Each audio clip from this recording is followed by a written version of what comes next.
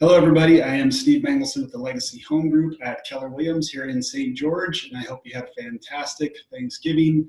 And I can't believe that Christmas is right around the corner, and hopefully you'll be spending it with friends and family.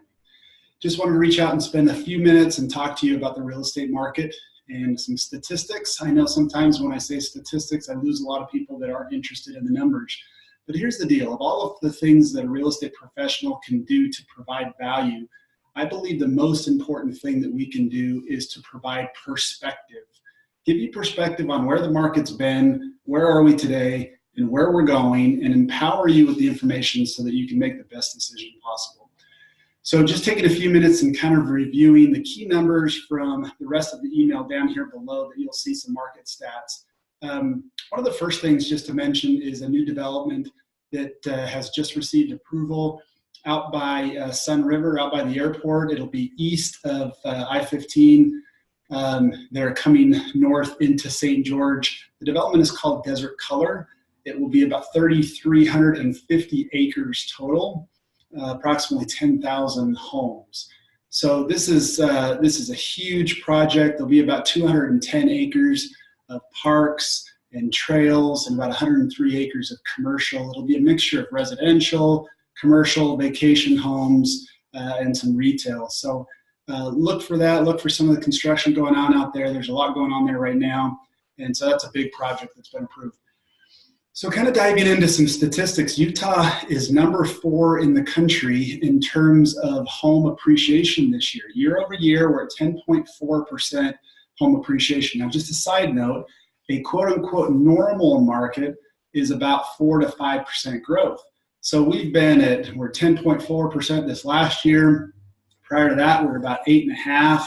So we've had a lot of years above that 4% or 5% trend line.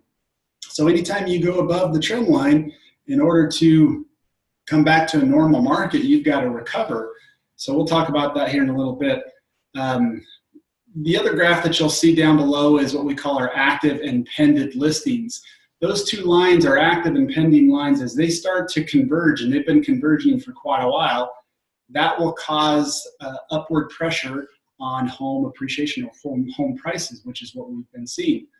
When those start to diverge, when more active listings come on the market and fewer numbers are going pending, then we start to see the pressure on home prices start to alleviate a little bit. So we're just kind of starting to see that right now. I believe we're just kind of at the tipping point. The other graph you'll see below are the total number of homes sold. In 2018 is actually up 13%. So prices are increasing and number of units sold is increasing. Right now, about 80% of all listings that are put on the market actually sell. A few years ago, back in 2010, 2011, when we were kind of in our recession, there's about 32, 33% of the listings sold. So imagine being a real estate professional, going to a seller, trying to get their listing, and the great news that you have is that a third of all the listings will actually sell. Well, right now it's 80%.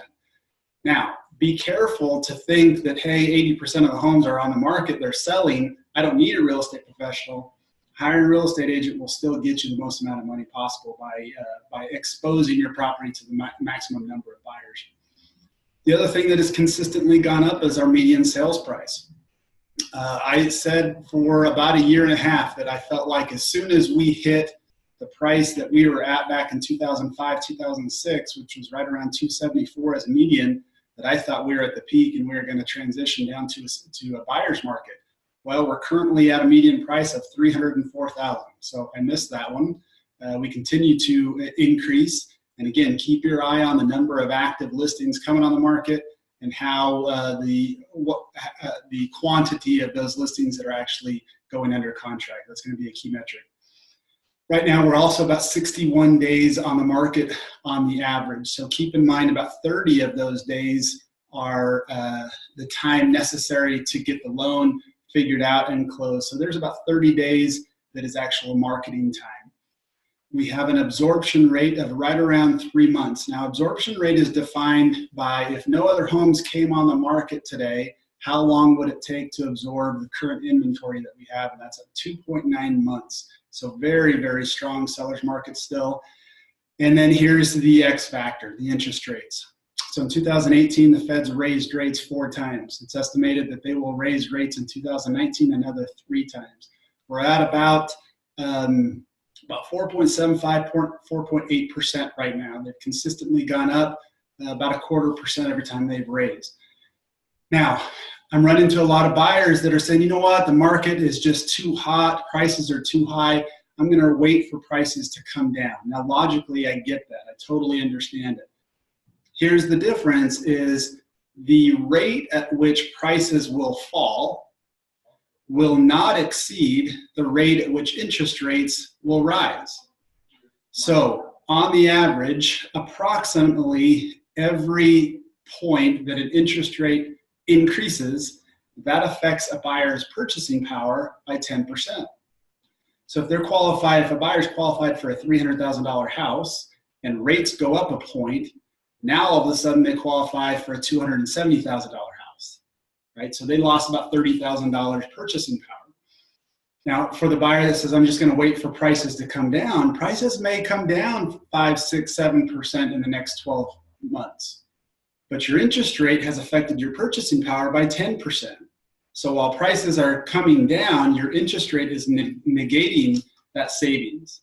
So it's still a great time to buy. It's an incredible time to sell. Sellers, don't lose this window because I think we're right about the peak.